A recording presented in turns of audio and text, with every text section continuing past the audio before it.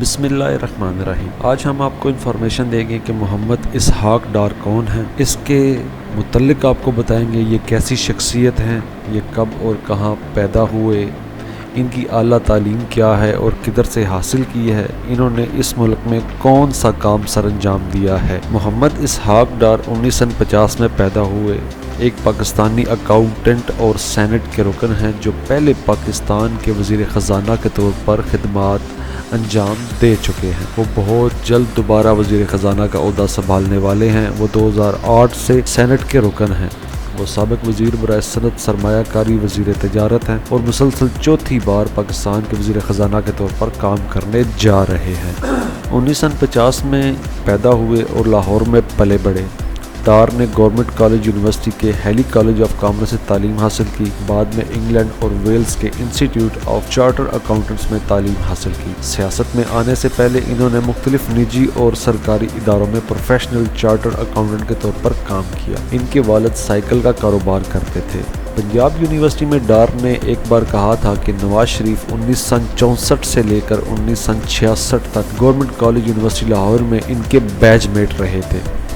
ڈار 1974 میں انگلینڈ اور ویلز میں انسٹیٹیوٹ آف چارٹر اکاؤنٹنٹس کے ایسوسیٹ ممبر بنے، جہاں انہوں نے چارٹر اکاؤنٹنسی میں اپنا سرٹیفکیشن حاصل کی۔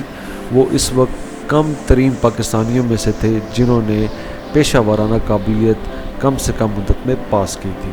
1975 میں وہ institute of charter accountants of Pakistan کے ایسوسیٹ ممبر بن گئے۔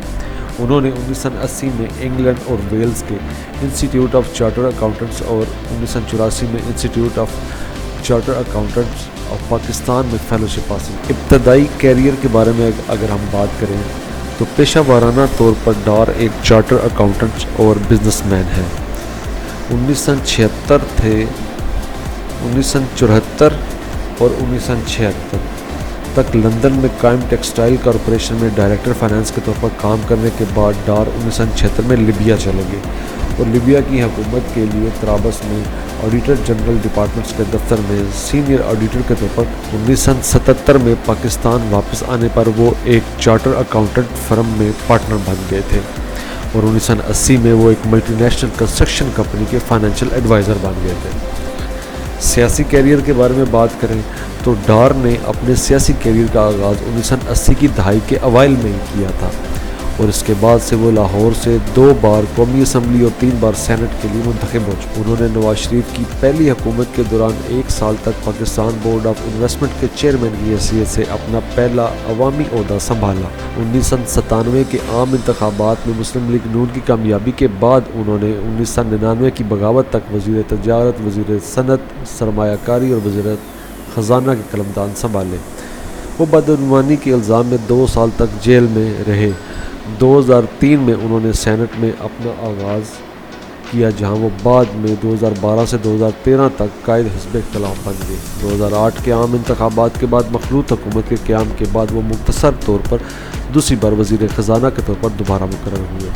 وزیر اعظم یوسف رضا گیلانی کی قیادت میں 2013 میں نواز شریف کی تیسری حکومت کے دوران ڈار کو تیسری بار دوبارہ وزیر خزانہ مقرر کیا گیا، جہاں وہ جولائی 2017 میں وزیر اعظم نواز شریف کے عہدے سے ہٹائے جانے کے بعد کابینہ سے تحلیل ہونے تک خدمات انجام دیتے رہے۔ اگست میں 2017 میں انہیں وزیر اعظم شاہد خاقان عباسی کی کابینہ میں شامل کیا گیا اور چوتھی بار وزیر خزانہ کے طور پر یہ عہدہ وہ نومبر 2017 تک برقرار رہا، جب انہوں نے اپنے خلاف بدعنوانی کے مقدمات کے دوران رضاکارانہ طور پر استعفیٰ دے دیا۔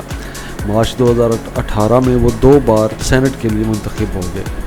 ان کے اوپر کرپشن کے کیس چل رہے ہیں اور کرپشن بھی اتنی ہے کہ ملک کے قرضے اتارے جا سکتے ہیں، لیکن اس ملک میں انصاف کا نظام کافی حد تک کمزور ہے، جس کی وجہ سے اسحاق ڈار دوبارہ 27 ستمبر 2022 کو وزیر خزانہ کا حلف لے چکے ہیں۔ کسی بات پر تالی بجاؤ، پاکستان زندہ باد۔